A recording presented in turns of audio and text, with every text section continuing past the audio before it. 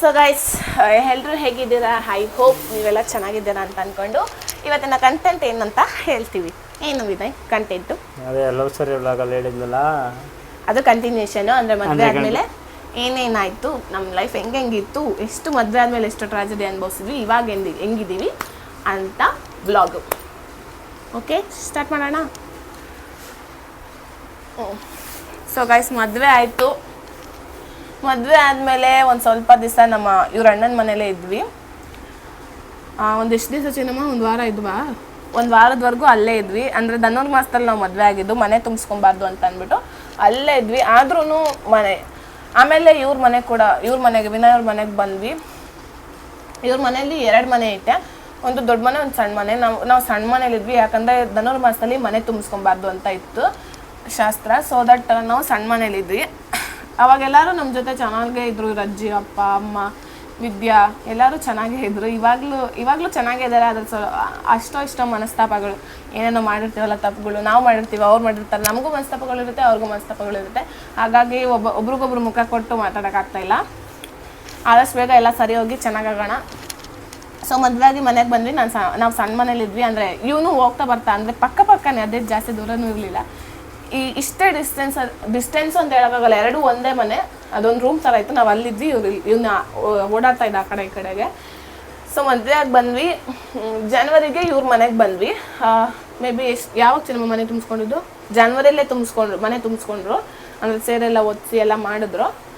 ಆಮೇಲೆ ಮತ್ತೆ ಮದುವೆ ಮಾಡಿದ್ರು ನಮಗೆ. ರಿಸೆಪ್ಷನ್ನು ಇವ್ರ ಮನೆ ಕಡೆಯವರು ಮತ್ತೆ ನಮಗೆ ರಿಸೆಪ್ಷನ್ ಮಾಡಿದ್ರು. ಇವ್ರಪ್ಪ ಇವರಜ್ಜಿ ಎಲ್ಲ ಸೇರ್ಕೊಂಡು ಮತ್ತೆ ನಮಗೆ ರಿಸೆಪ್ಷನ್ ಮಾಡಿದ್ರು.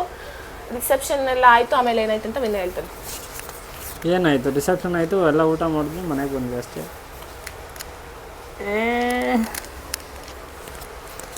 ರಿಸೆಪ್ಷನ್ ಮಾಡಿದ್ರು. ರಿಸೆಪ್ಷನ್ ಆಯಿತು, ಎಲ್ಲ ಆಯಿತು.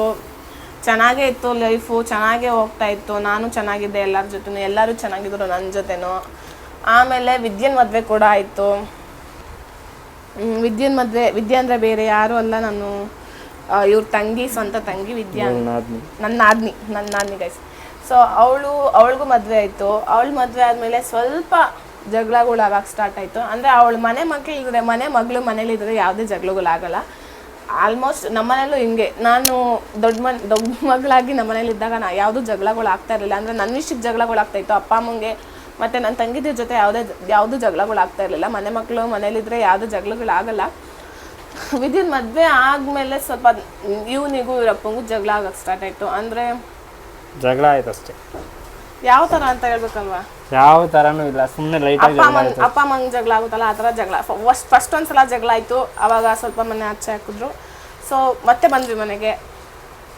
ಏನು ಇದೆಲ್ಲ ಹೇಳಬೇಕು, ಮನೆಯಿಂದ ಆಚೆ ಹಾಕೋದು ಅದೆಲ್ಲ ಬೇಡ. ಸೊ ಗೈಸ್, ಫಸ್ಟ್ ಒಂದು ಸಲ ಜಗಳ ಆಯಿತು. ಆವಾಗ ನಾವೇ ಸಾರಿ ಕೇಳಿದ್ವಿ. ಸಾರಿ ಕೇಳಿ ಎಲ್ಲ ಕಾಂಪ್ರೋ ಆಯಿತು. ಮತ್ತೆ ಒಂದು ಸಲ ಜಗಳ ಆಯಿತು. ಮತ್ತೆ ನಾವೇ ಸಾರಿ ಕೇಳಿದ್ರಿ. ಮತ್ತೆ ಎಲ್ಲ ಕಾಂಪ್ರೋ ಆಯಿತು.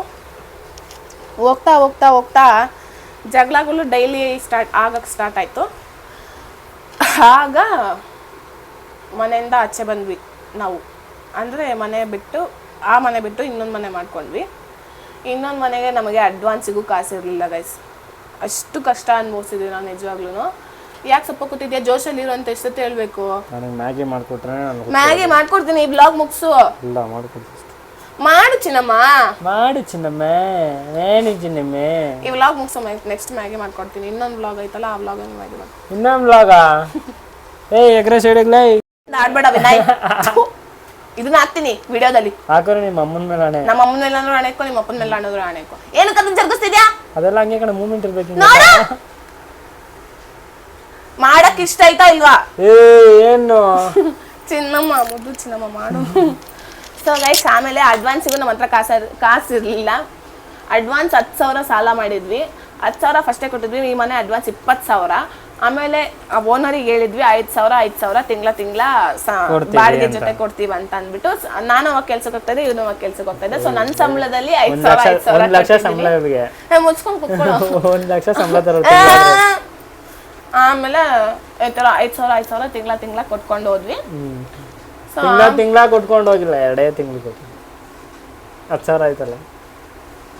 ತಿಂಗಳ ಎಲ್ಲ ಇಲ್ಲ. ಸೈಕ್ ಮಾಡಬೇಡ ಚಿನ್ನಮ್ಮ. ಸೊ ಆಮೇಲೆ ಲೈಫ್ ಹಂಗೆ ಹೋಗ್ತಾ ಇತ್ತು. ಮತ್ತೆ ಇಲ್ಲಿಗೆ ಬಂದಮೇಲೆ ಎಲ್ಲರೂ ಚೆನ್ನಾಗೇ ಇದ್ವಿ, ಮತ್ತೆ ಎಲ್ಲರೂ ಒಂದಾದ್ವಿ. ಅಲ್ಲಿ ಜಗಳ ಮಾಡ್ಕೊಂಡ್ ಬಂದಿದ್ರು, ಇಲ್ಲಿಗೆ ಬಂದ್ಮೇಲೆ ಮತ್ತೆ ಎಲ್ಲರೂ ಒಂದಾದ್ವಿ, ಮತ್ತೆ ಎಲ್ಲರೂ ಚೆನ್ನಾಗಿದ್ವಿ. ಇರ್ತಾವಲ್ಲ ಮನೇಲಿ ಯಾವಾಗ ಜಗಳಗಳು ಆಗ್ತಾನೆ ಇರ್ತವೆ, ಎಲ್ಲ ಹಂಗೆ ಕಾಂಪ್ರ ಆಗ್ತಾ ಇರ್ತದೆ, ಜಗಳ ಆಗ್ತಾ ಇರ್ತವೆ. ನನಗೂ ಏನು ಕೋಪ ಅಂದರೆ ಜಗಳ ಆಡುವ ಕೋಪ ಇರುತ್ತೆ, ಆಮೇಲೆ ಸಮಾಧಾನ ಆಗಿ ನನಗೂ ಅನಿಸುತ್ತೆ, ನನ್ಗೆ ಇವಾಗಲೂ ಅನಿಸುತ್ತೆ ಒಂದೊಂದ್ಸಲ ಇವ್ರ ಮನೆಗೆ ಹೋಗಿ ಇವ್ರ ಅಪ್ಪ ಅಮ್ಮನ ಜೊತೆನೇ ಇರ್ಬೋದಲ್ವಾ ಅಂತ. ಆದರೆ ಒಂದೊಂದ್ಸಲ ಅನಿಸುತ್ತೆ ಅಯ್ಯೋ ಮತ್ತೆ ಅವ್ರು ಜಗಳ ಆಡ್ಬಿಟ್ಟು ಇದು ಮಾಡಿಬಿಟ್ರೆ ಅಂತ. ಹಿಂಗೂ ಅನಿಸುತ್ತೆ ಹಂಗೂ ಅನಿಸುತ್ತೆ. ಅದಕ್ಕೆ ನಾವು ಹೋಗೋಕೆ ಹೋಗಿಲ್ಲ, ನಮ್ಮ ಪಾಡಿಗೆ ನಾವಿದ್ದೀವಿ, ಅವ್ರ ಪಾಡಿಗೆ ಅವರಿದ್ದಾರೆ. ಆಮೇಲೆ ಮನೆ ಮಾಡ್ಕೊಂಡ್ವಿ. ಮನೆ ಮಾಡ್ಕೊಂಡಿದ್ದ ದಿವಸ ಈ ಮನೇಲಿ ನಾವು ಒಂದು ಬಿನ್ಗೆ ನೀರು ದೇವ್ರ ಫೋಟೋ ಅಷ್ಟೇ ನಾವು ತಂದಿದ್ದು. ಅದನ್ನು ಬೇರೆಯವ್ರು ಕೊಡಿಸಿದ್ದು. ಸೊ ಅದನ್ನು ಬೇರೆಯವ್ರು ಕೊಡಿಸಿದ್ದು. ನಮ್ಮ ಮನೇಲಿ ಒಂದು ಕಾಫಿ ಲೋಟ ಕೂಡ ಇರಲಿಲ್ಲ. 1ನೇ ತಾರೀಕು ನಾವು ಹಾಲು ಉಗ್ಸಿದ್ದು ಮನೇಲಿ. ಅವತ್ತು ವಿನಯ್ಗೆ ಕೆಲಸದಲ್ಲಿ ಸಂಬಳ, ನಂದು 10ನೇ ತಾರೀಕು ಸಂಬಳ. ವಿನಯ್ ಸಂಬಳದಲ್ಲಿ ಮನೆಗೆಲ್ಲ ಐಟಮ್ ತಂದ್ವಿ. ಆಲ್ಮೋಸ್ಟ್ 5,000ವರೆಗೂ ಅಷ್ಟೇ ನಾವು ಐಟಮ್ ತಂದಿದ್ವಿ. 2 ತಪ್ಪಲಿ 2 ಬಿನ್ಗೆ ಈ ಥರ ತಂದಿದ್ವಿ ಅಷ್ಟೇ. ಈ ಸೋಫಾ ಸೆಟ್ ಎಲ್ಲ ಏನೂ ಇರಲಿಲ್ಲ ನಮ್ಮ ಮನೇಲಿ. ಈ ಮನೆಗೆ ಬಂದಮೇಲೆ ಸ್ವಲ್ಪ ಏನೋ ಈ ಮನೆಗೆ ಬಂದಮೇಲೆ ಅದೃಷ್ಟನೋ ಅಥವಾ ಈ ಮನೆಗೆ ನನ್ನಿಂದ ಇವನಿಗೆ ಅದೃಷ್ಟನೋ ಗೊತ್ತಿಲ್ಲ, ನನ್ನ ಮದುವೆ ಆದ್ಮೇಲೆ ಇವನಿಗೆ ಅದೃಷ್ಟನೋ ಗೊತ್ತಿಲ್ಲ, ಎಲ್ಲ ಬಂದ್ವಿ. ಏನೂ ಇರಲಿಲ್ಲ ಗೈಸ್. ಇವಾಗ TV, washing machine, fridge, sofa, ಮಂಚ, ಬೀರು, ಒಂದು ಚಾಪೆನೂ ಬೇರೆಯವ್ರು ಕೊಡಿಸಿದ್ದು. ಚಾಪೆ ದೇವರಿಗೆ ಇಕ್ಕಕ್ಕೆ ಸ್ಟ್ಯಾಂಡ್ ಕೂಡ ಇರಲಿಲ್ಲ ನಮ್ಮ ಹತ್ರ. ಅದು ಚಪಾತಿ ಅಷ್ಟೇ ಮಣೆ ಇರುತ್ತಲ್ಲ, ಅದ್ರ ಮೇಲೆ ದೇವ್ರನ್ನ ಇಕ್ಕಿ ಹಾಲು ಉಗ್ಸಿದ್ವಿ ನಾವು. ಹಂಗಿತ್ತು. ಗ್ಯಾಸ್ ಇತ್ತು ನಮ್ಮ ಹತ್ರ. ಗ್ಯಾಸ್ ಅಂದರೆ ಇದು ಸ್ಟವ್ ಇತ್ತು. ಸಿಲಿಂಡ್ರ್ ಕೂಡ ಇರಲಿಲ್ಲ. ಸಿಲಿಂಡ್ರ್ ಅವ್ರ ಮನೆಯಿಂದ ಎತ್ಕೊಂಡ್ಬಂದಿದ್ವಿ. ಆಮೇಲೆ ಇದು ಹಿಂಗಿತ್ತು. ಆವತ್ತಿನ ದಿವಸನೇ ಎಲ್ಲ ತಂದ್ವಿ, ಪ್ರತಿಯೊಂದು ತಂದ್ವಿ ಅವತ್ತು ಮನೆಗೆ. ಏನೇನು ರೇಷನ್ ಏನೇನು ಬೇಕು, ರೇಷನ್ನು, ಕಸದ ಡಬ್ಬು, ತಪ್ಪಲಿ ಎಲ್ಲ ತಂದ್ವಿ. ಅಂದರೆ ದೊಡ್ಡ ಐಟಮ್ ಎಲ್ಲ ತಂದಿರಲಿಲ್ಲ. ಆಮೇಲೆ ಹಿಂಗೆ ಲೈಫ್ ಕಂಟಿನ್ಯೂ ಆಯಿತು. ಹಿಂಗೆ ಹೋಗ್ತಾ ಇತ್ತು ಲೈಫು. ಹಾಗೆ ಒಂದೊಂದೇ ತರಕ್ಕೆ ಸ್ಟಾರ್ಟ್ ಮಾಡಿದ್ವಿ ನಮ್ಮ ಮನೆಗೆ ನಾವು. ಇಬ್ಬರು ಕೆಲ್ಸಕ್ಕೆ ಹೋಗ್ತಿದ್ರಿಂದ ನಾನೊಂದು 6 ತಿಂಗಳು ಕೆಲ್ಸಕ್ಕೆ ಹೋದಷ್ಟೇ. ಆಮೇಲೆ ಪ್ರೆಗ್ನೆಂಟ್ ಆಗ್ಬಿಟ್ಟೆ. ಇಬ್ಬರು ಕೆಲ್ಸಕ್ಕೆ ಹೋಗ್ತಿದ್ರಿಂದ ಮನೆ ಬ್ಯಾಲೆನ್ಸ್ ಆಗಿ ನಡೀತಾ ಇತ್ತು. ಆಮೇಲೆ ಫಸ್ಟ್ ನಾವು ಈ ಮನೆಗೆ ತಂದಿದ್ದು ದೊಡ್ಡ ಐಟಮ್ಸಲ್ಲಿ ಸೋಫಾ ಮತ್ತು ಬೀರು 2 ಸೆಕೆಂಡ್ಸಲ್ಲಿ ತೊಗೊಂಡ್ವಿ. ಆಮೇಲೆ ಟಿವಿ, ಫ್ರಿಜ್ ಇದೆಲ್ಲ ತಂದ್ವಿ. ಸೊ ಇಷ್ಟೇ. ಮದುವೆ ಆದಮೇಲೆ ಇಷ್ಟು ಅಂದರೆ ಜಗಳಗಳು ಆಗಿದ್ದಾವೆ, ತುಂಬಾ ಆಗಿದ್ದಾವೆ. ಅದರಿಂದ ತುಂಬಾ ಬೇಜಾರಾಗಿರೋದುಂಟು, ತುಂಬಾ ನೋವಾಗಿರೋದುಂಟು, ಎಲ್ಲ ಆಗಿದ್ದಾವೆ. ಎಲ್ಲರ ಲೈಫಲ್ಲಿ ಇದಾಗೆ ಆಗುತ್ತೆ, ಲವ್ ಮ್ಯಾರೇಜ್ ಆಗಿರೋ ಲೈಫಲ್ಲಿ. ಇವಾಗ ಆಯಿತು, ಮದುವೆ ಆದಮೇಲೆ ಜಗಳನೂ ಆಯಿತು, ಎಲ್ಲನೂ ಆಯಿತು. ಇಷ್ಟೇ. ಇವಾಗ ನಾವು ಚೆನ್ನಾಗೇ ಇದ್ದೀವಿ. ಅವಾಗ ಚೆನ್ನಾಗಿರಲಿಲ್ಲ, ಈಗ ಮನೆಗೆ ಬಂದಾಗ ಚೆನ್ನಾಗಿರಲಿಲ್ಲ. ನಾನೇ ಪ್ರಾಂಪ್ಟಾಗಿ ಒಪ್ಕೊತೀನಿ. ಅವಾಗ ಚೆನ್ನಾಗಿರಲಿಲ್ಲ. ಅವಾಗ ನಮ್ಮ ಮನೇಲಿ ಹಾಲು ತರಕ್ಕೂ ಕೂಡ ಕಾಸಿರ್ತಾ ಇರಲಿಲ್ಲ. ಬೆಳಗ್ಗೆ ಹೊತ್ತು ಕಾಫಿ ಮಾಡ್ಕೊಂಡು ಕುಡಿಯೋಕೆ ಕೂಡ ಕಾಸಿರ್ತಾ ಇರಲಿಲ್ಲ. ಕೆಲ್ಸಕ್ಕೆ ಹಂಗೆ ಹೋಗ್ತಾ ಇದ್ವಿ. ಕಾಫಿನೂ ಕೂಡ ಮಾಡ್ಕೊತಾ ಇರಲಿಲ್ಲ, ಏನೂ ಇಲ್ಲ. ನಾಷ್ಟ ಮಾಡ್ಕೊತಾ ಇದ್ವಿ, ಬಾಕ್ಸಿಗೆ ತುಂಬ್ಕೊತಾ ಇದ್ವಿ, ಹೋಗ್ತಾ ಇದ್ವಿ. ಇವನು ಇರ್ತಾ ಇರಲಿಲ್ಲ. ನಾನು ಇವನಿಗೆ ತೊಗೊಂಡೋಗಿ ಕೊಡಬೇಕಾಗಿತ್ತು. ಹಿಂಗಿತ್ತು ನಮ್ಮ ಮದುವೆ ಆದಮೇಲೆ ಸ್ಟೋರಿ, ಲೈಫು ನಮ್ಮದು. ಇವಾಗ ನಾವು ತುಂಬಾ ಚೆನ್ನಾಗಿದ್ದೀವಿ. ನಮ್ಮ ಮಗ ಹುಟ್ಟಿದ್ಮೇಲೆ ಅಂತಲ್ಲ, ಈ ಮನೆಗೆ ಬಂದಮೇಲಿಂದನೂ ಚೆನ್ನಾಗಿದ್ದೀವಿ ಅಲ್ವಾ? ಅಷ್ಟೇ ತಾನೇ? ಅಷ್ಟೇ. Okay friends, thank you so much for watching our vlog. ಹೀಗೆ ನಮಗೆ ಸಪೋರ್ಟ್ ಮಾಡ್ತಾ ಇರಿ. Take care. Bye. Thank you so much.